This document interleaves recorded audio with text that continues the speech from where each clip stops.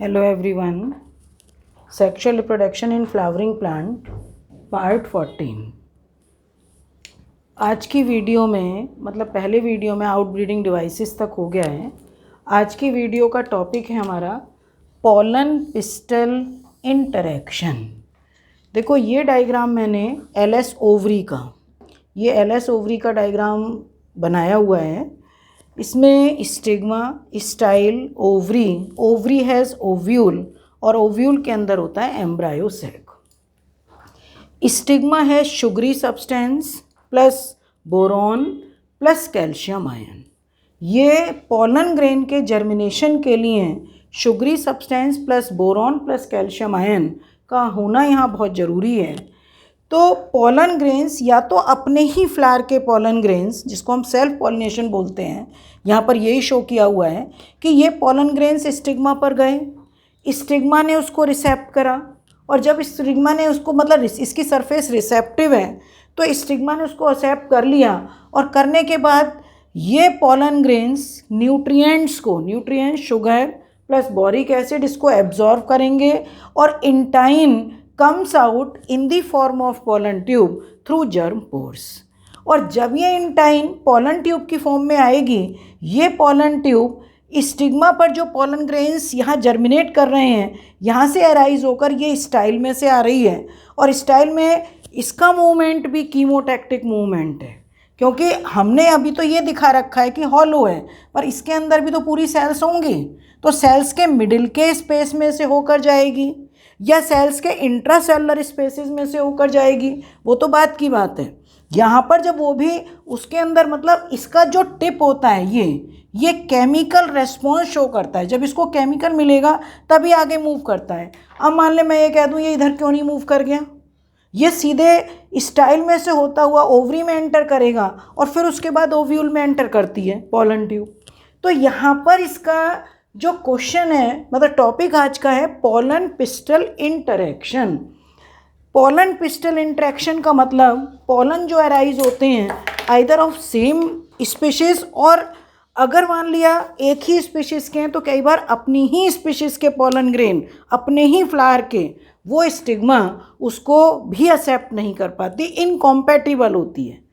और इसमें देखो मैंने यही बता रखा है कि only the right pollen right type of pollen belonging to same species would germinate while other fail to do सो।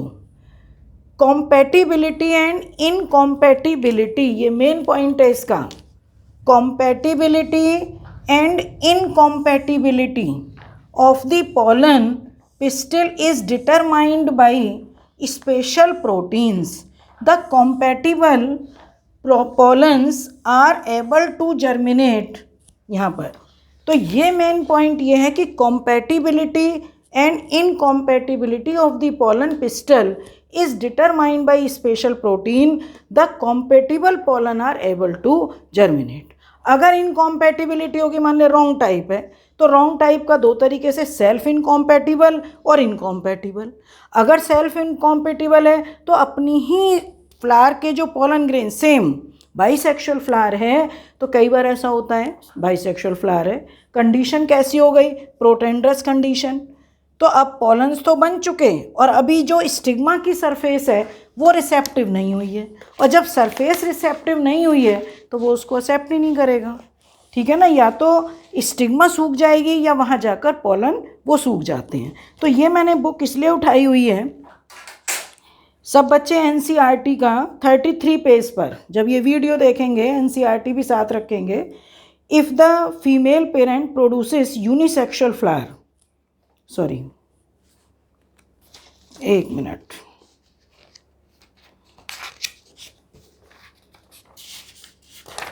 (31 पेज) pollen pistil interaction. Pollination does not guarantee the transfer of right type of pollen. Compatible pollen of the same species as the stigma. Often pollen of the wrong type, either from other species or from the same plant, if it is self incompatible, also land on the stigma. The pistil has ability to recognize the pollen whether it is right type और wrong type. अगर right type है तो compatible, और अगर वो wrong type होगा तो इनकॉम्पैटिबल।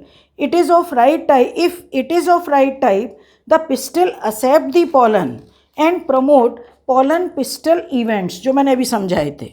अगर ये राइट टाइप का है तो पॉलन पिस्टल इवेंट्स होंगे, मतलब पोस्ट जो पॉलिनेशन के बाद इवेंट्स होंगे कि पॉलन ग्रेन जर्मिनेट करेगा, पॉलन ट्यूब अराइज होगा, पॉलन ट्यूब के एंड पर क्या होंगे, 2 male gametes, leads to fertilisation. If the pollen is of wrong type the pistil reject the pollen by preventing pollen germination of the stigma और the pollen tube growth in the style. मतलब उसको वो जो ये process हो रही है, अगर पॉलन रॉन्ग टाइप का है तो उसको रिजेक्ट कर देगा। अगर ऐसा नहीं होता तो मान लिया तुमने फ्लावरिंग कर रखी है, एक ही सोलेनेसी जो फैमिली है उसके 2 प्लांट लगाए हुए हैं, कि तुमने वहाँ पर टोमेटो भी लगाया हुआ है, तुमने वहाँ ब्रिंजल भी लगाया हुआ है। अगर मान लिया ब्रिंजल के पॉलन ग्रेन्स उड़ के टोमेटो के फ्लावर पर आ जाएंगे तो पता नहीं क्या बन जाएगा, वो तो एक तरीके से मिक्सचर बन जाएगा अगर वो एक्सेप्ट कर लेता। अब तक कितने इस टाइप के प्लांट बन गए होते, पर ऐसा नहीं होता। वो पॉलन्स कैसे कहलाएंगे, wrong type. The ability of the pistil to recognize the pollen follows by its acceptance or rejection is a result of continuous dialogue between pollen grain and pistil.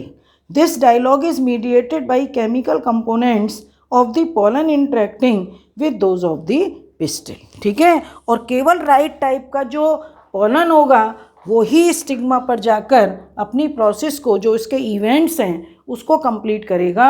Wrong type को जो stigma है वो reject कर देगी। मैंने अभी बताया था या तो पॉलन सूख जाते हैं या स्टिग्मा की सरफेस वो बेकार हो जाती है। ठीक है, तो ये बहुत इंपॉर्टेंट क्वेश्चन है, थ्योरी का क्वेश्चन है। अकेला डायग्राम सेपरेट ये भी आता है कि डायग्राम शोइंग मतलब LS ovary showing germination of pollen grains.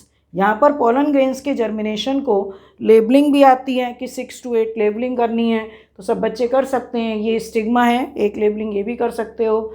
Germinating pollen grains, sugary substance, ये स्टाइल, पॉलन ट्यूब जो एराइज होकर आ रही है, ovary, ovule, embryo sac, 2 male gametes, ठीक है, पेटल है, सेपल है, तो इसको लेबलिंग भी बहुत ईजिली कर सकते हैं।